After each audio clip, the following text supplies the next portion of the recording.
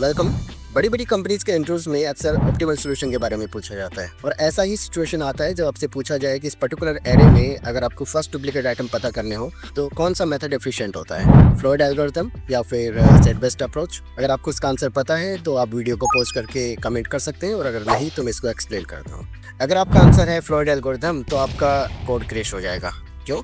क्योंकि Floyd algorithm तभी use किया जा सकता है जब एरे के सारे नंबर एरे के इंडेक्स की रेंज में हो।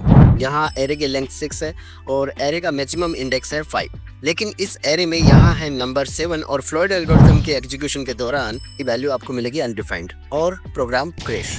इसलिए इस केस में सेट अप्रोच बेस्ट है क्योंकि ये फ्लेक्सिबल है, बड़ी रेंज के नंबर्स, नेगेटिव नंबर्स या फिर स्ट्रिंग को हैंडल कर लेता है। सेट अप्रोच और फ्लॉयड एल्गोरिथम दोनों की टाइम कॉम्प्लेक्सिटी बराबर है, बस सेट अप्रोच थोड़ा एक्स्ट्रा मेमोरी स्पेस कंज्यूम करता है, लेकिन फंक्शनैलिटी के मामले में ये ज़्यादा रिलायबल है। इस कोड में यहाँ हम एम्प्टी सेट क्रिएट कर रहे हैं जो कि एक कांस्टेंट टाइम ऑपरेशन है। और सेट ही क्यों यूज़ किया? क्योंकि जावास्क्रिप्ट में सेट एक हैश टेबल है और हैश टेबल में वैल्यू सर्च करना काफ़ी फास्ट होता है क्योंकि इसके लिए इंटरनली एक हैश फंक्शन काम करता है जो डायरेक्ट वैल्यू की मेमोरी लोकेशन पर जंप करता है। इसलिए हैश टेबल में किसी भी एलिमेंट को ढूंढने में कांस्टेंट टाइम लगता है।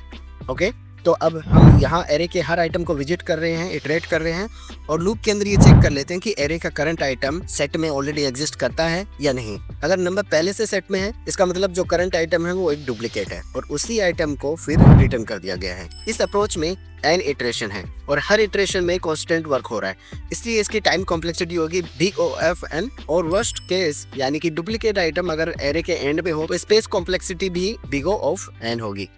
ओके, तो अब आपको बताना है कि इस पर्टिकुलर एरे में अब की बार अगर जब इसके सारे एलिमेंट जो है इस पर्टिकुलर एरे के इंडेक्स की रेंज में हो तब कौन सा मेथड बेस्ट होगा, सेट बेस्ट या फ्लॉयड एल्गोरिथम।